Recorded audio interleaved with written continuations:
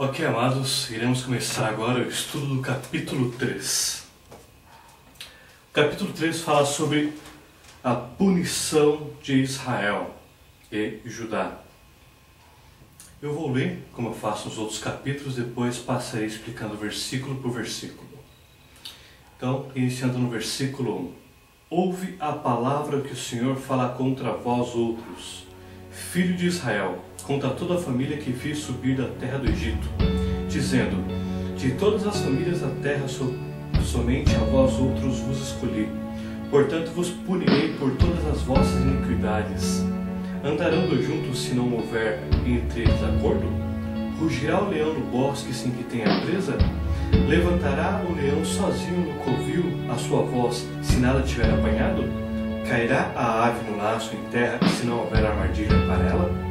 Levantar-se-á o laço da terra, sem que tenha apanhado alguma coisa? Tocar-se-á a trombeta na cidade, sem que o povo estremeça? Sucederá algum mal à cidade, sem que o Senhor o tenha feito? Certamente o Senhor Deus não fará coisa alguma, sem primeiro revelar o seu segredo aos seus servos, os profetas. Rugiu o leão, quem não temerá? Falou o Senhor Deus, quem não profetizará? Fazei ouvir isto nos castelos de Asdod, nos castelos da terra do Egito, e dizei: ajuntai-vos sobre os montes de Samaria, e vede que grandes tumulto há nela, e que as opressões há no meio dela. Porque não sabe fazer o que é reto, diz o Senhor, e entesoura nos seus castelos a violência e a devastação.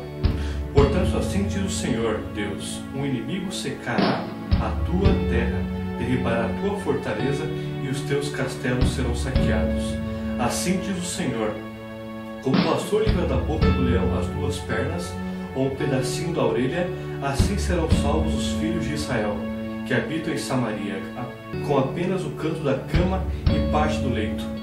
Ouve e protestai contra a casa de Jacó, diz o Senhor Deus, o Deus dos exércitos.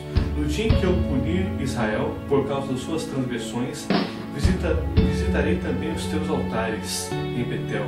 As pontas do altar serão cortadas e cairão por terra. Derrubarei a casa de inverno como a casa de verão. As casas de marfim perecerão, e as grandes casas serão destruídas, diz o Senhor. É importante notarmos aqui, irmãos, amigos, que aqui é um capítulo que ele trata de uma forma particular Israel e Judá.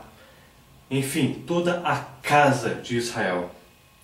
No versículo 1 e versículo 2, Deus está aqui relembrando Israel sobre o resgate que ele fez dos judeus no Egito, sobre a separação que Deus fez com as 12 tribos, para que eles fossem um povo separado, um povo santo.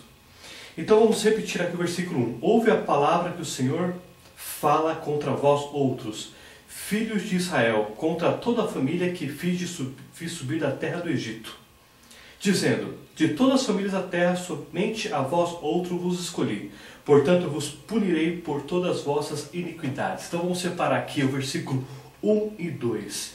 Então primeiro, Deus está tratando aqui com as 12 tribos. Não está tratando somente do reino do norte, mas Deus está tratando aqui com o reino do norte e com o reino do sul. O reino do sul incluía Judá e Benjamim, onde ficava Jerusalém. Depois o reino do sul abrangeu todo o reino da Benjamim também, onde ficava Jerusalém. Então Deus está tratando aqui todas as famílias judias, reino do norte e reino do sul. E aqui no versículo 1 e versículo 2, Deus está dizendo que Ele separou essas duas nações, a nação judia, para que eles fossem santos, separados do pecado, para que eles fossem o reflexo de Deus perante as nações, para que Israel disciplinasse as nações pelo seu próprio exemplo, e assim também quando Deus levantasse para disciplinar as nações. Então vamos entender um pouco por que Deus está dizendo aqui que eles são separados. Lembra, Israel e Judá, eles são julgados pela lei, diferente das outras nações, que elas são julgadas pela forma com que tratam Israel e também pela aliança noélica. Israel é tratado pela forma com que eles guardam e praticam a lei de Moisés. 613 leis. Então, nós vamos agora no Pentateuco, que são os 5 livros de Moisés, que realmente é lá onde estão as leis mosaicas. Nós vamos entender o porquê que Deus está tratando Israel de forma diferenciada aqui. Só que Deus ainda diz, a separação deles, a escolha que Deus fez com eles, dá muitas bênçãos, mas eles são responsabilizados muito mais e punidos muito mais por causa dos erros deles. Então vamos agora em Levíticos, depois nós iremos para Deuteronômio. Então Levíticos 26 diz o seguinte, versículo 1: Não fareis para vós outros ídolos, nem vos levantarei imagem de escultura, nem coluna, nem poreis pedra com figuras na vossa terra para vos inclinardes a ela, porque eu sou o Senhor Deus. Guardarei os meus sábados e reverenciarei o meu santuário. Eu sou o Senhor Deus. Se andardes nos meus estatutos, guardardes os meus mandamentos e os cumprides, eu vos darei as vossas chuvas a seu tempo, e a terra dará a sua messe e a árvore do campo e ao seu fruto. Continuando no capítulo 26, versículo 13 agora. Eu sou o Senhor vosso Deus, que vos tirei da terra do Egito, para que não fosseis seus escravos. Quebrei os timões de vosso jugo e vos fiz andar eretos. Mas se não ouvirdes e não cumprirdes todos estes mandamentos, se rejeitardes todos os meus estatutos, e a vossa alma se aborrecer dos meus juízos, a ponto de cumprir todos os meus mandamentos e violardes a minha aliança, eu vos farei isto: porei sobre vós terror, a tísica, que é a tuberculose, a febre ardente que fazem desaparecer o lustre dos olhos e a definhar a vida, e semeareis de balde a vossa semente, porque o vosso inimigo a comerão. Continuando no mesmo capítulo de Levíticos, versículo 23. Se ainda com isto não vos corrigirdes para volverdes a mim, porém andardes contrariamente comigo, eu também serei contrário a vós outros, e eu mesmo vos ferirei 7 vezes mais, por causa do vosso pecado. Trarei sobre vós a espada vingadora da minha aliança, e então, quando vos ajuntardes nas vossas cidades, enviarei peste para o meio de vós, e serei entregues na mão do inimigo. Destaco aqui, amados, Levíticos, Deuteronômio é a lei de Moisés. É um dos livros que tratam da lei de Moisés. Lembrando que a lei de Moisés é justamente depois que o povo saiu do Egito, depois Moisés quebrou, depois Moisés teve que fazer escrita todas as leis. E essas leis elas foram concedidas somente ao povo de Israel. Então somente o povo de Israel, de todas as nações do mundo, tem uma lei específica. E essa lei específica é justamente onde estão as responsabilidades, os deveres e as consequências da não obediência sobre os filhos de Israel. Então, Deus trata o povo de Israel através da lei, através da obediência e através da desobediência da lei de Moisés. Lembrando, é a única nação do mundo onde tem lei. Voltemos aqui agora também em Deuteronômio, que fala sobre essa escolha que Deus fez com o povo. Vamos abrir agora em Deuteronômio 28. Diz o seguinte, versículo 1.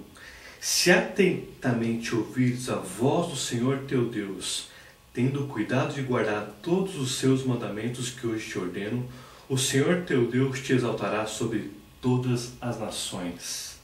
Versículo 2. Se ouvires a voz do Senhor teu Deus, virão sobre ti e te alcançarão todas essas bênçãos. Bendito serás tu na cidade, e bendito serás no campo. Bendito o fruto do teu ventre, e o fruto da tua terra, e o fruto dos teus animais, e as crias das tuas vacas, das tuas ovelhas. Bendito o teu cesto e a tua amassadeira. Então o capítulo 28 fala sobre as bênçãos de Deus. Então do versículo 1 do capítulo 28 até o versículo 14, Deus está falando sobre as prosperidades a Israel. Então aqui Deus está fazendo uma promessa a Israel, que se eles cumprirem aquilo que Deus colocou na lei mosaica, eles prosperariam. E no versículo 3 diz o seguinte: o Senhor te porá por cabeça e não por cauda, e só estarás em cima e não debaixo, se obedeceres aos mandamentos do Senhor teu Deus, que hoje te ordeno para guardar e cumprir. Note, Deus está fazendo uma promessa para a nação judia, no qual, se obedecer, bênçãos, se não obedecer, castigo. Note, Israel é a única nação que há esse tipo de promessa. É a única nação que Deus separou para que se houvesse esse tipo de promessa, o qual Deus colocaria a nação como líder, e além de ser como líder das outras nações, ela prosperaria demasiadamente. E ainda prosperaria na agricultura, prosperaria na economia, prosperaria em todo o conhecimento da ciência, em determinadas áreas específicas. Deus prometeu bênçãos infinitas aqui a Israel. No entanto, o fato de Israel ser também uma nação escolhida requer responsabilidades. Deus colocou Israel para ser uma nação separada do pecado, para que ela fosse o exemplo do caráter de Deus perante as nações. E caso ela não cumprisse aquilo que Deus designou a ela, ela sofreria, como nós vimos lá no versículo em Levíticos, ela sofreria 7 vezes mais, por causa do peso que a nação de Israel tem sobre o mundo. Então, a partir do versículo 15 de Deuteronômio, começa os itens que Deus diz, caso eles não obedecessem os mandamentos do Senhor. Então, versículo 15. Será, porém, que se não deres ouvidos à voz do Senhor teu Deus, não cuidando em cumprir todos os seus mandamentos e os seus estatutos que hoje te ordeno, então virão todas essas maldições sobre ti e te alcançarão. Maldito serás na tua cidade e maldito serás no campo. Maldito o teu cesto e a tua amassadeira. Maldito o fruto do teu ventre, o fruto da tua terra, e as crias das tuas vacas e das tuas ovelhas. Maldito serás ao entrares, e maldito serás ao saíres. O Senhor mandará sobre ti maldição, a confusão e a ameaça em tudo quanto empreenderes, até que seja destruído, e repentinamente pereças, por causa da maldade das tuas obras com que me abandonaste. E é até interessante aqui que no versículo 20 Deus diz, repentinamente pereças. Dá a entender que a qualquer momento, se eles tivessem iniquidade, fatos aconteceriam para que eles fossem destruídos. Versículo 21. O Senhor fará que a pestilência te pegue a ti, até que consuma a terra que passas a possuir.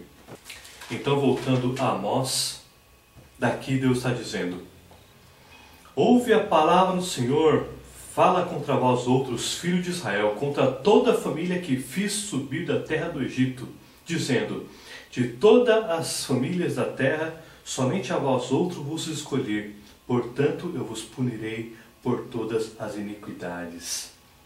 Então, o cenário aqui seria mais ou menos o seguinte, o povo estava se gloriando de ter sido uma nação escolhida, eles achavam que eles estavam acima das leis, acima das nações, porém aí é onde entra o erro.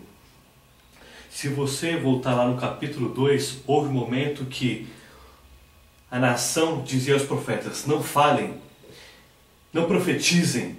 Então o povo não queria ouvir a voz de Deus.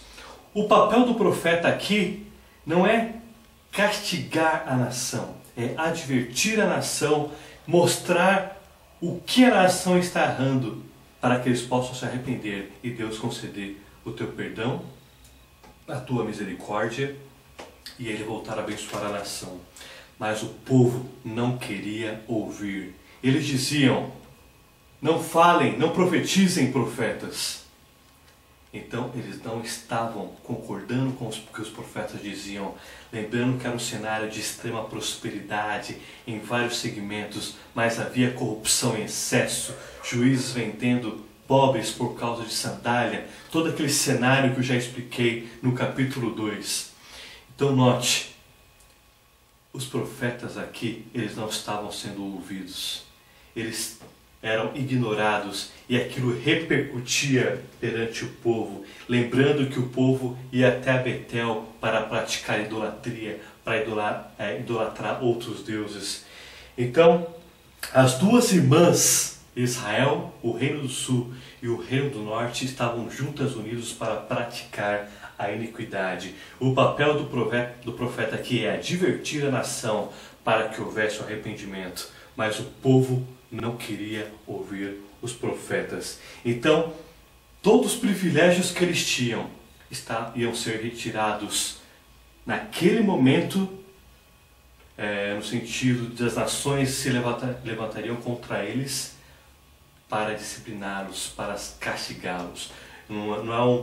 Os privilégios que eles teriam, Deus não colocou para isentá-los da culpa deles. Os privilégios era para que eles fossem separados, mas não estivessem acima da lei perante as nações.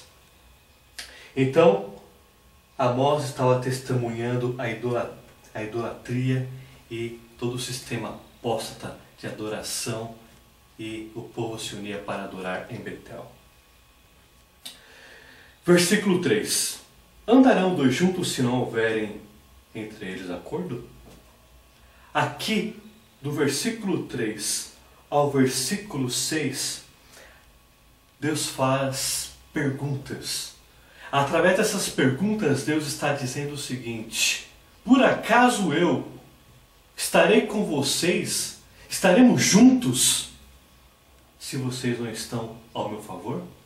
Então Deus começa a fazer perguntas para trazer reflexão à nação, aos judeus, para que eles possam reavaliar a conduta. Então Deus começa a fazer perguntas para demonstrar a Israel o pecado deles e mostrar que eles deviam se apartar do mal, porque eles foram uma nação escolhida para ser separados, para ser uma nação santa perante Deus. Então, versículo 3 ao versículo 6 diz o seguinte: Andarão dois juntos se não houver entre eles acordo? Andará Deus, Judá e Israel, se eles estão em caminhos diferentes? Rugirá o leão no bosque sem que a tenha presa? Levantará o leão sozinho no covil a sua voz, se nada tiver apanhado? Lembra como eu disse que o leão primeiro pega a presa para depois rugir. Deus está dizendo o seguinte: ele pegou a presa e agora ele está rugindo, que seria Israel, Judá. Cairá a ave no laço em terra se não houver armadilha para ela? Levantar-se-á o laço da terra sem que tenha apanhado alguma coisa? Tocar-se-á a trombeta na cidade sem que o povo se estremeça? Sucederá algum mal à cidade sem que o povo tenha feito? Então, no versículo 3, lembrando que Deus separou Israel, o reino do sul, que era o reino de Judá. No versículo 2, nós vemos aqui uma palavra colocada propositalmente por Deus, que diz aqui o seguinte: vós outro vos escolhi. A palavra escolher no hebraico é yadá. É uma escolha acompanhada por uma especial atenção e afeição.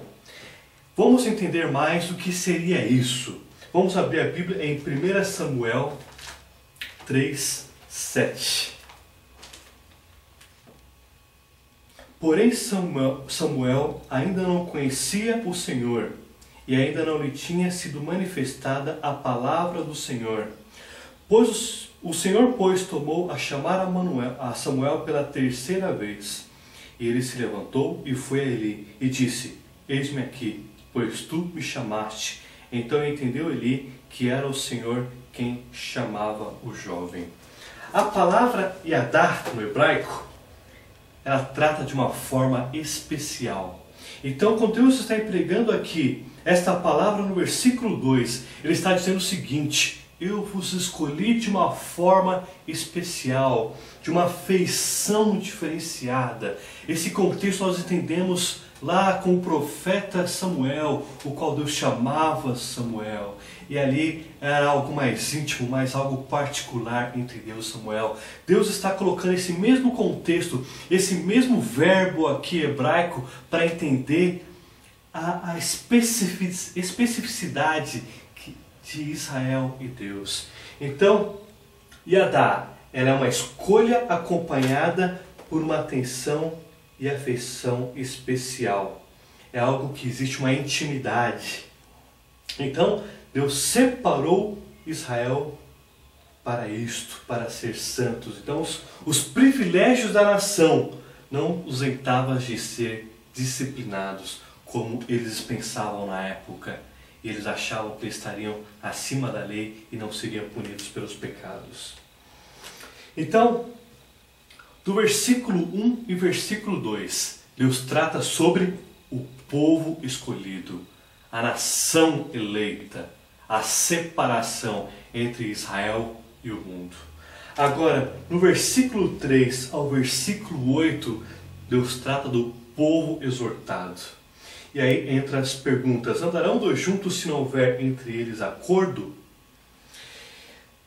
Aqui, novamente dizendo, Deus trata do versículo 3 ao versículo 6 perguntas para demonstrar a Israel o seu pecado e para confrontar a nação para o arrependimento. Então, Deus faz perguntas e através dessas perguntas Deus mostra o pecado e tenta trazer o arrependimento da nação. No versículo 3, o acordo, que significa se não houver entre eles acordo. O acordo no hebraico é yagad. É o acordo por andarem juntos durante um tempo marcado. O efeito de andarem juntos pressupõe um acordo entre eles. Aqui está dizendo sobre um princípio que nós deduzimos a causa. Amós estava anunciando as bases do juízo sobre Israel. E os juízos são progressivos. E os juízos podem ser observados na conduta da criação. Deus usa a criação para poder demonstrar a progressividade da disciplina. E aqui no versículo 3, Deus está dizendo sobre o acordo. No versículo 4, Deus está dizendo sobre o leão. No versículo 5, Deus fala sobre a ave. No versículo 6, Deus trata da trombeta. Então, vamos no versículo 4.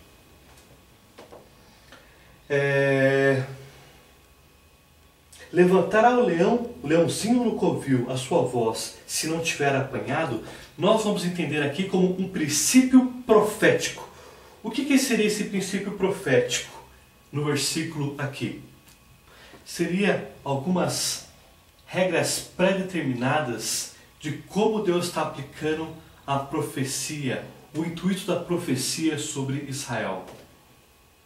Um princípio profético que nós temos aqui no versículo 4 é: todo efeito tem uma causa. O leão só rugiria se ele tivesse a presa e não antes. Então Deus está dizendo o seguinte: primeiro ele tem a presa e aí ele ruge. No versículo 5, cairá a ave no laço em terra se não houver armadilha para ela? Ou seja, pode uma árvore ser presa se não houver armadilha? Não, pelo contrário. Precisa haver armadilha para a árvore ser presa. Então, aqui nós temos o princípio profético. Uma ação gera uma reação. Deus está tratando esse princípio profético sobre Israel. Deus está mostrando esse princípio profético no versículo 4. Deus está tratando esse princípio profético no versículo 5. Deus está tratando esse princípio profético no versículo 6.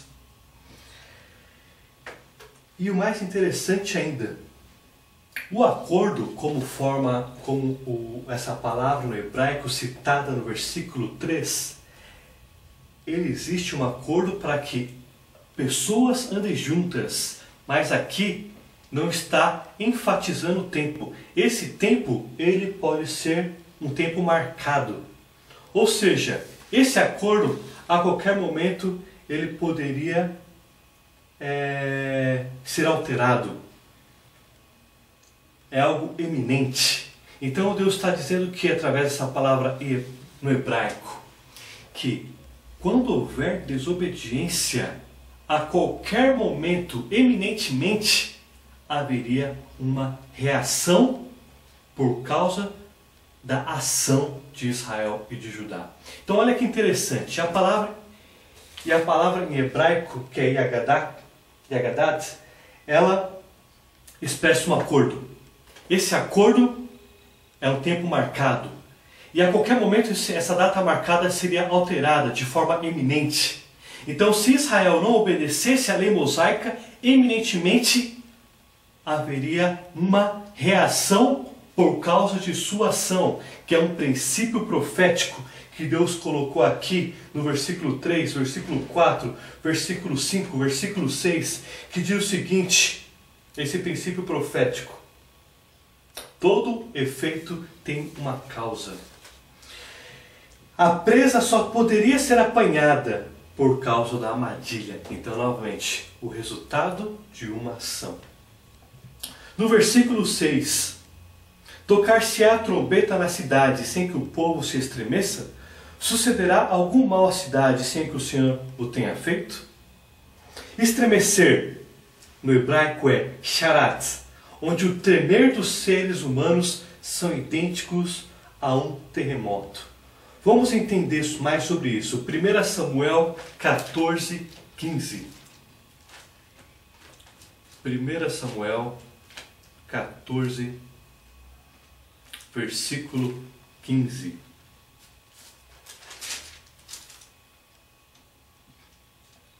Houve grande espanto no arraial, no campo e em todo o povo também, a mesma guarnição, e os saqueadores tremeram, se estremeceu, e tudo passou a ser um terror. Nós entendemos aqui que Deus colocou uma confusão aqui no arraial. Note, no versículo 15, diz o seguinte: houve grande espanto no arraial, no campo e em todo o povo também a mesma guarnição. E os saqueadores tremeram, e a terra se estremeceu, e tudo passou a ser um terror. Note que essa palavra estremecer, ela denota algo que provém de Deus sobre o povo. O tremer aqui são atributos idênticos a um terremoto, só que aplicados aos seres humanos. O tremor humano, ele é contrastado com um terremoto. Também neste versículo está sendo empregado a trombeta. Tocar-se-á a trombeta na cidade sem que o povo se estremeça. A trombeta no hebraico é o shofar.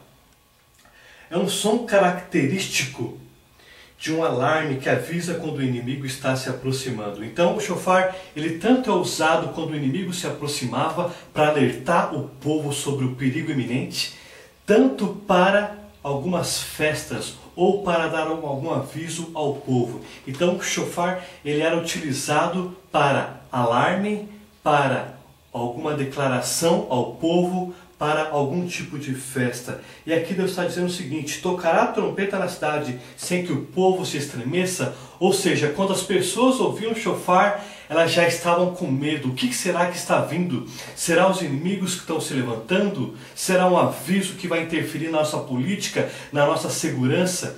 Então Deus está dizendo o seguinte: novamente Deus está empregando aqui o princípio profético, que toda reação foi devido a uma ação. Então o shofar, ele seria tocado por algo que ocasionou ao seu toque, ao seu alarme, ao seu aviso. Então, novamente, diante das perguntas do versículo 3 ao versículo 6, toda ação tem uma reação. Todo efeito tem uma causa. E a causa do pecado de Israel e de Judá seria os inimigos se levantando contra eles. Seria uma intervenção na economia, uma intervenção dos inimigos de Israel e de Judá contra eles. Deus interferiria em todo o processo de paz de Israel e de Judá. Aqui também Deus está dizendo o seguinte, no versículo 6, sucederá algum mal à cidade? O mal no hebraico é hayá. Trata de desastres de consequência do pecado, que pode ser traduzido por calamidade ou desastre, ou seja, mais uma reação devido à ação de Israel, uma reação ao pecado, uma reação ao fato de Israel e de Judá ter abandonado os mandamentos do Senhor. Deuteronômio, Levítico, as 613 leis.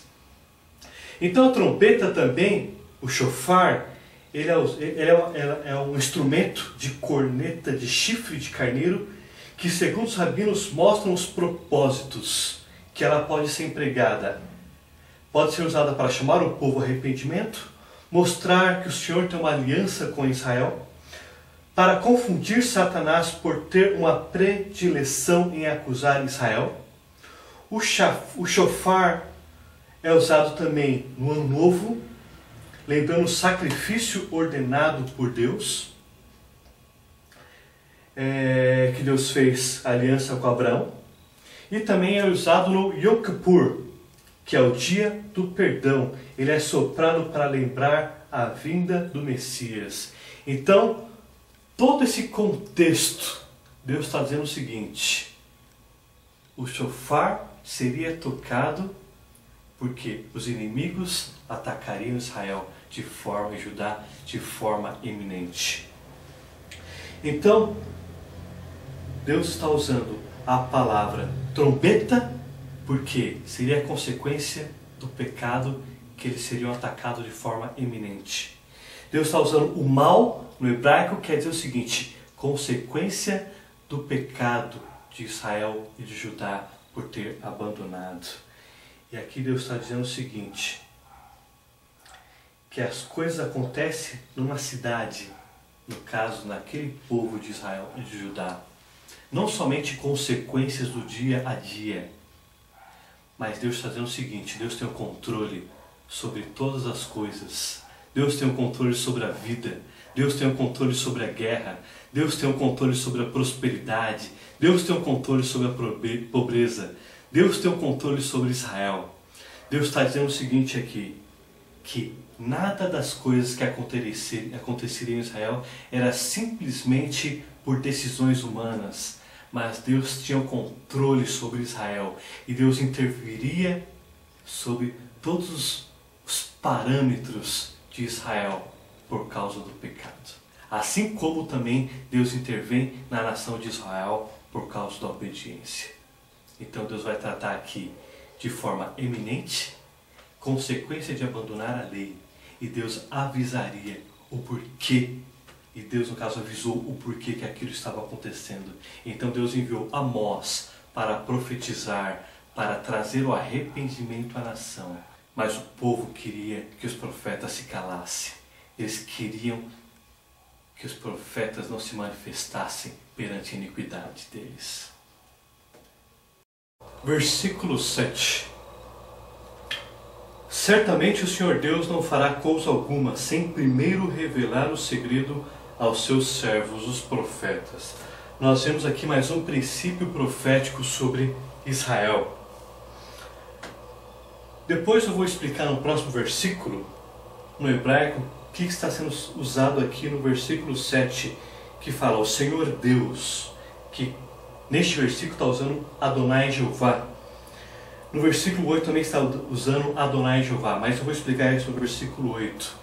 No versículo 7 eu vou falar aqui sobre revelar o seu segredo. Então, o Senhor Deus não fará coisa alguma sem primeiro revelar o seu segredo aos seus servos, os profetas. Então, aqui é um princípio profético.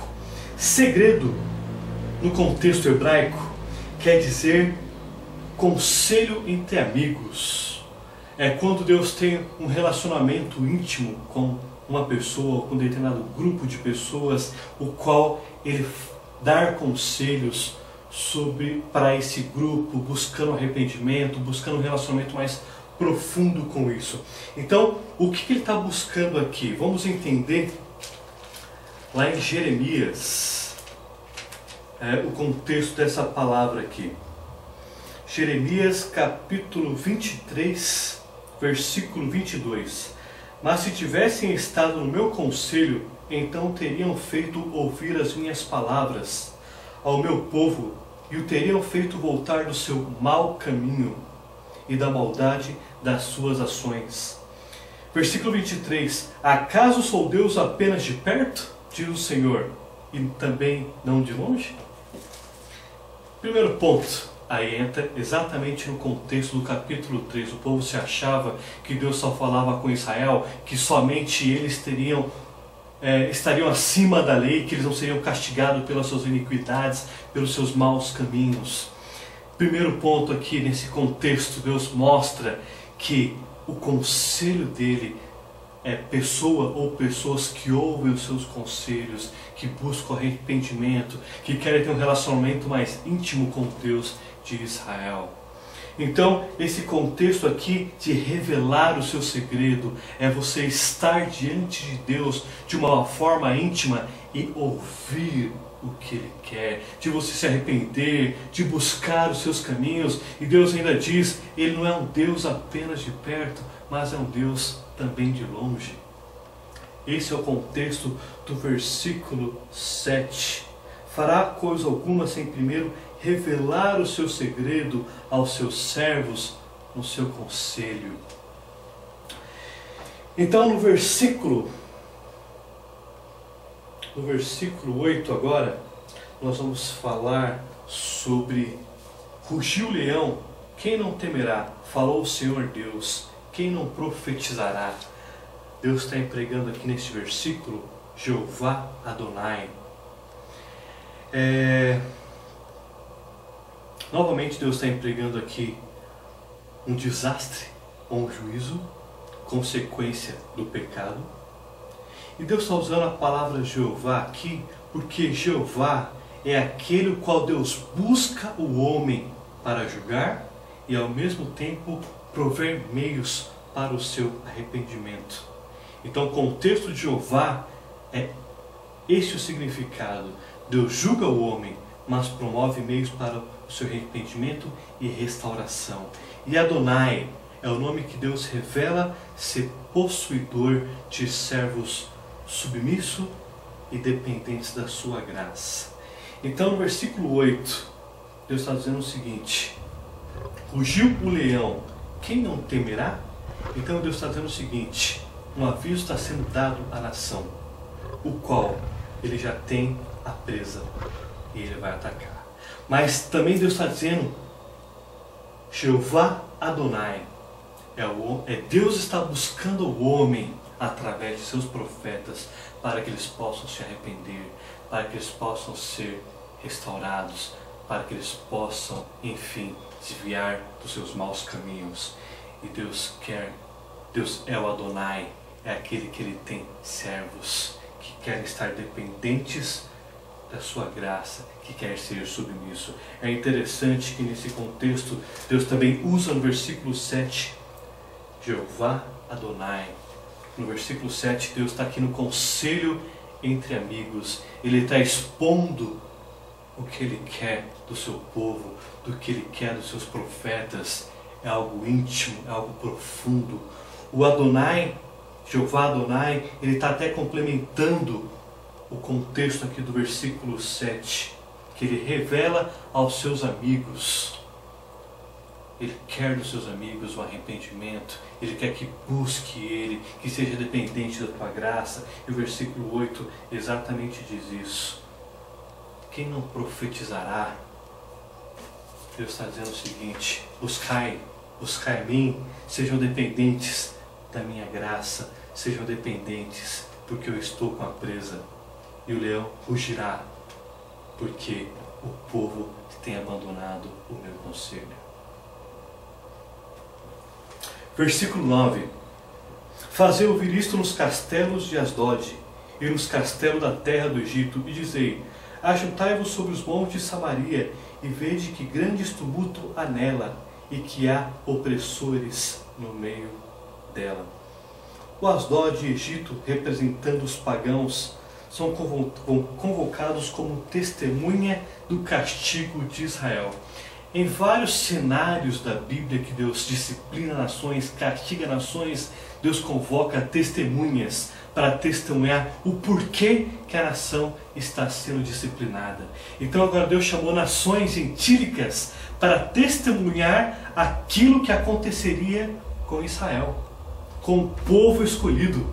Deus está mostrando, estou fazendo isso porque eles abandonaram a minha lei, a lei de Moisés, que eu instruí ao meu povo.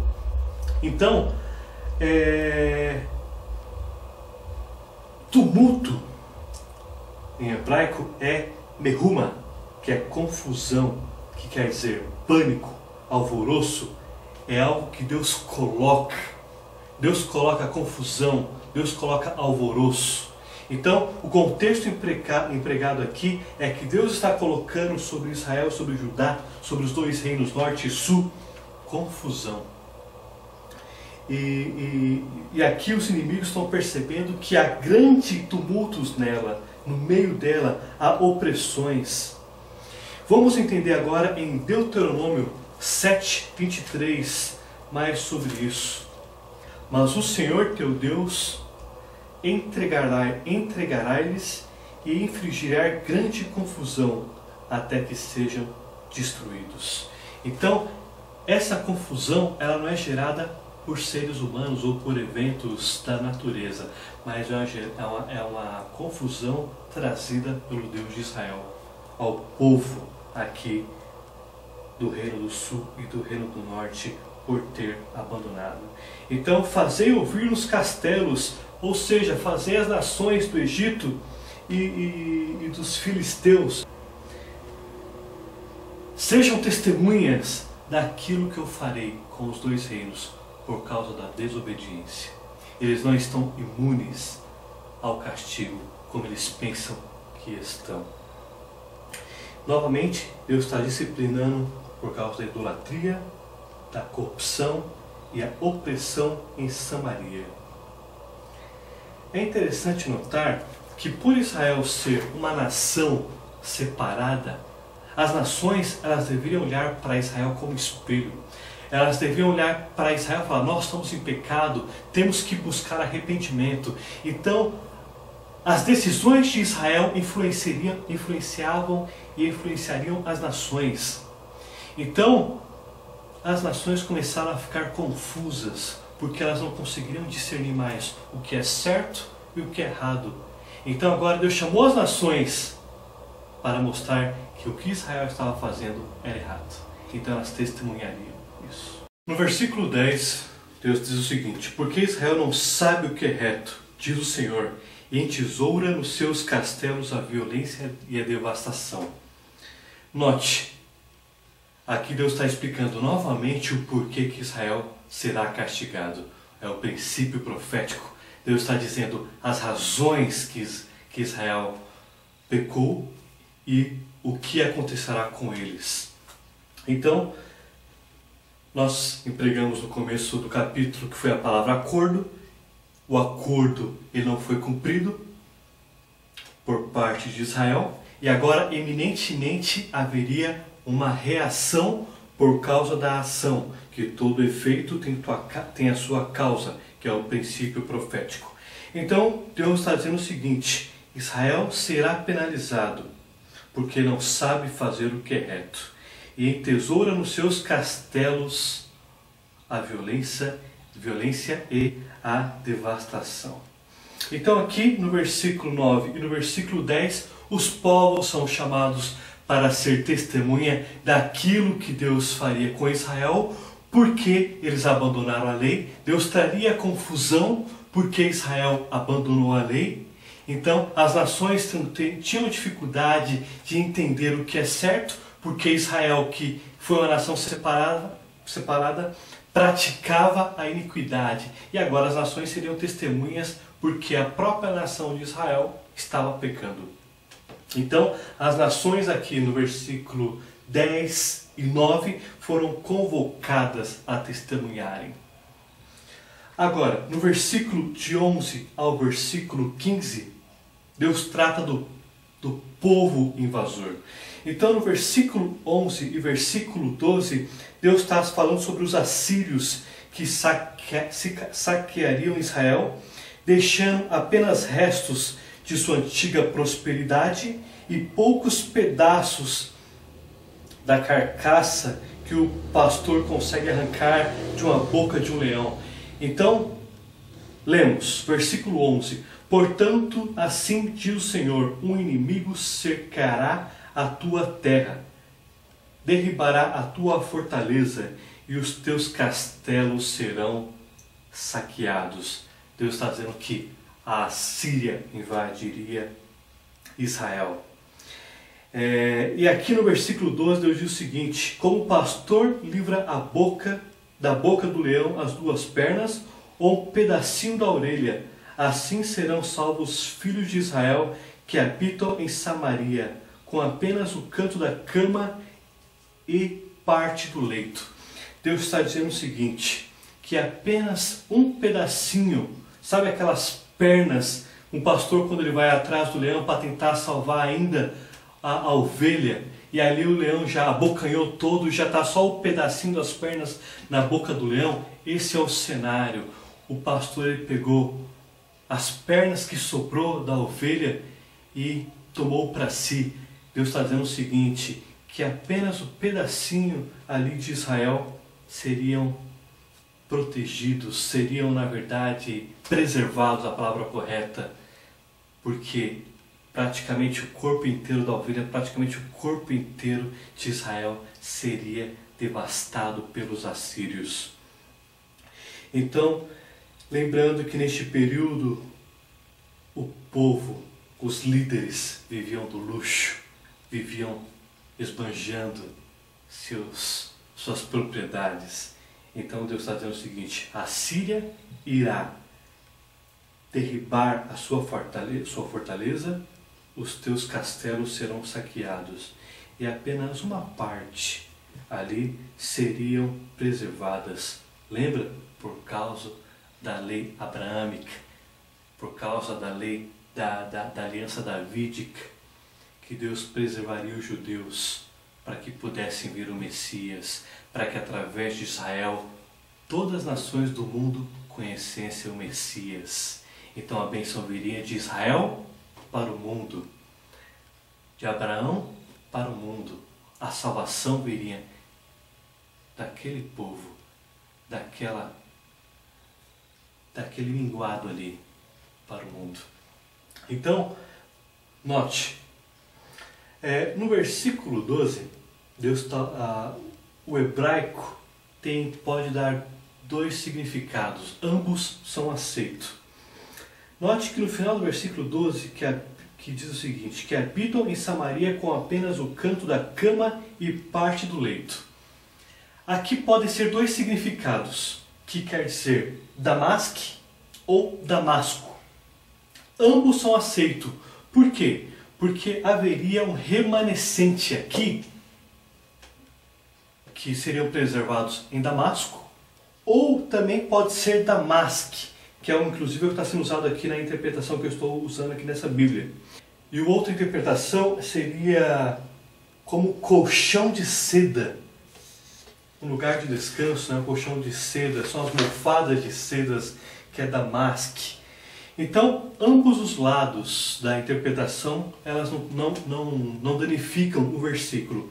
Elas podem ser entendidas como os remanescentes seriam preservados em Damasco, e também como o canto da cama, um lugar de descanso, colchão de seda, as almofadas de seda, um lugar literalmente de descanso. É justamente nessas circunstâncias que viviam os líderes da época, porém debaixo de corrupção, de iniquidade, de um culto idólatra e de um sistema pagão que havia lá em Betel.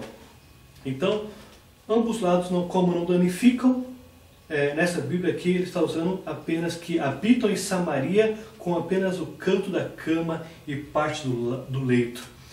E aqui desse versículo denota que somente parte desse povo seriam preservados. Os remanescentes, a Bíblia, ela especifica quais são eles. Normalmente os remanescentes são empregados como judeus crentes ou povos gentílicos crentes que realmente aceitaram ao Deus de Israel. Neste versículo aqui, Amós não está especificando que tipo de remanescentes seriam preservados. Se seriam remanescentes apenas crentes ou se seriam remanescentes crentes e não crentes juntos. Só para entendermos mais sobre os remanescentes, em Joel fala um pouco sobre esses remanescentes. Em Joel 2, versículo 32, para entendermos o papel dos remanescentes. E acontecerá que todo aquele que invocar o nome do Senhor será salvo, porque no monte Sião e em Jerusalém estarão os que forem salvos, assim como o Senhor prometeu, e entre os sobreviventes, aqueles que o Senhor chamar. Então, aqui pode estar empregando lá em Damasco os remanescentes salvos, somente os salvos, ou pode estar empregando os salvos e não salvos, para que seja preservado a raça judia. E também pode tratar-se do canto da cama, um lugar de seda, um colchão de seda, almofada, que trata de como o povo vivia, ou os líderes viviam no luxo, num lugar almofadado. E novamente, somente parte do povo seriam preservados. É isso que fala aqui sobre o versículo 11 e o versículo 12. Ouvi e protestai contra a casa de Jacó, diz o Senhor Deus, o Deus dos exércitos. Versículo 3 está empregando a palavra protestai, que em hebraico é yod, que é testemunhar várias vezes contra alguém. E também está dizendo o seguinte, ouve, que é chama, que é ouvir com atenção para poder obedecer. Então, protestar é dizer muitas vezes contra alguém. Vamos entender mais o contexto desse protestar. Abre lá em Ezequiel, capítulo 2, versículo 4, versículo 5 e versículo 7. Versículo 4 diz o seguinte: os filhos são de duro semblante e obstinados de coração. Eu te envio a eles, e lhes dirás, assim diz o Senhor Deus. Eles quer ouçam, quer deixem de ouvir, porque são causa rebelde, hão de saber que esteve no meio deles um profeta. Mas tu lhes dirás as minhas palavras, quer ouçam, quer deixem de ouvir, pois são rebeldes. Então, o contexto aqui de ouvir e protestar, que é yod, e chama, que é fale, independente se eles vão vir ou não. Eles terão que ouvir com atenção para poder obedecer. Também está dizendo aqui no versículo 13, diz o Senhor Deus, o Deus dos exércitos. A palavra hebraica aqui é Elohim Tsabaot, o Deus Adonai. O contexto de o Deus dos exércitos, Elohim Tsabaot, é como se fosse um militar no comando, pronto para intervir no seu povo. Então, ele está caminhando para a guerra, está liderando e ele vai intervir no povo. Esse é o contexto de Elohim Tsabaoth. Ele é empregado 62 vezes em Isaías e 77 em Jeremias. E note, aqui como Deus vai preservar um remanescente, não só para poder manter a aliança que ele fez com Abraão, com Davi, mas também esses remanescentes, eles serão testemunhas daquilo que Deus fez com Israel. Vamos agora no Novo Testamento, na Bíblia do Novo Testamento, lá em Romanos, uma carta que o apóstolo Paulo mandou para Romanos, que fala sobre os remanescentes, que diz o seguinte: como Isaías disse, se o Senhor dos Exércitos não nos tivesse deixado descendência, teríamos sido como Sodoma e semelhantes a Gomorra. Então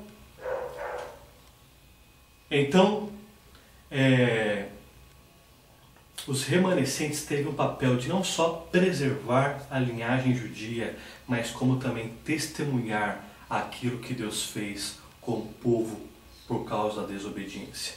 Então aqui Deus está empregando o contexto de protestar, de falar contra a casa de Jacó, quer eles ouçam, quer não ouçam. Está dizendo que eles devem ouvir para poder obedecer, que é o chamar. Deus está como líder que vai intervir na nação, como o Elohim Tsabaoth. E aqui Deus está dizendo ao povo de Israel, aos remanescentes também, para que eles vejam o que ele fará por causa da desobediência, para que eles aprendam a não mais desobedecer o Deus de Israel. Então no versículo 14 diz o seguinte: no dia em que eu punir Israel por causa das suas transgressões, visitarei também os altares de Betel, e as pontas do altar serão cortadas e cairão por terra. Lembrando que aqui Betel é justamente o centro de adoração pagã. Ele está dizendo que nem ali todo o sistema pagão, nem os seus deuses poderão afastar das consequências que ele colocou sobre Israel. Note, aqui ele também colocou as pontas de altar. As pontas de altar eram partes sagradas, porque nelas se aplicava o sangue dos sacrifícios. Vamos abrir lá em Levíticos 4, versículo 30, que fala sobre as pontas do altar. Levíticos 4, versículo 30. Então o sacerdote com o dedo tomará do sangue da oferta e o porá sobre os chifres do altar do holocausto, e todo o restante do sangue derramará sobre a base do altar. Então aqui fazia parte do sistema que Deus instituiu sobre Israel. E aqui Deus está cortando as pontas do altar, literalmente, o qual elas cairão por terra, conforme o versículo 14, por causa da paganização de Israel, por causa do centro idólatra que foi constituído pelo povo lá em Betel. Então, no versículo 13, Deus protestou contra a casa de Jacó: fazei ouvir a casa de Jacó. E agora Deus está punindo a Israel por causa das transgressões. Ele visitará Betel, o qual em Betel as pontas do altar também será derrubada e será colocada por terra. E aí no versículo 15, para finalizar, Deus diz o seguinte: derrubarei a casa de inverno com a casa de verão, as casas de marfim perecerão e as grandes casas serão destruídas, diz o Senhor. Aqui fala sobre a casa de inverno como a casa de verão. São casas bonitas, casas de esplendores, né? E essas casas eram usadas como ostentação, né, entre os judeus, para mostrar suas riquezas, seu poder.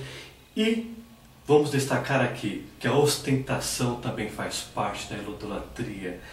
A pessoa se afastou do contexto de adoração ao verdadeiro Deus e ela esquece de amar o próximo como a ti mesmo. E a ostentação passou a ser uma ferramenta de idolatria, uma ferramenta de conduta orgulhosa, de riquezas. Então aqui diz o seguinte: derrubarei.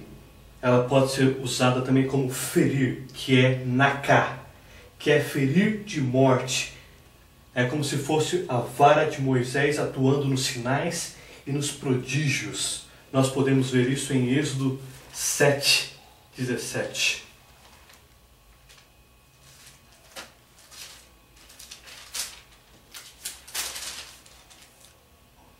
Assim diz o Senhor: nisto saberás que eu sou o Senhor, com esta vara que tenho na mão, ferirei as águas do rio e se tornarão em sangue.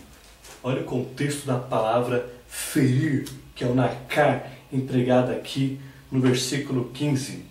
Também podemos aqui entender mais sobre a palavra perecer ou destruir, que é o yavad. Nós podemos ver isso em Deuteronômio 28:51. Ele comerá o fruto dos teus animais e o fruto da tua terra até que seja destruído, e não te deixará grão, mosto, nem azeite, nem as crias das tuas vacas e das tuas ovelhas, até que seja consumido, ou seja, destruído totalmente. É a palavra que está sendo empregada aqui no versículo 15, que é perecer, que é por fim a um estado das coisas. Que a gente pode pegar essa mesma palavra em Salmo 73, versículo 19. Como ficam de súbito assolados, totalmente aniquilados de terror. Então, novamente, esse é o contexto aqui que Deus empregou sobre derrubarei, a casa do inferno, verbo derrubar. Depois ele empregou a palavra perecer, depois destruir. Então, derrubar, mesma coisa que ferir, que é ferir de morte, como se fosse a vara de Moisés. Perecer, que é destruir. E enfim, destruir, que é consumir, que é para por fim a um estado, aniquilar, totalizar essa destruição. Então, no versículo 15 a gente termina esse capítulo 3, lembrando que aqui as casas belas, a ostentação, todo aquele contexto de paganização, corrupção, injustiça, imoralidade, luxo, foi destruída.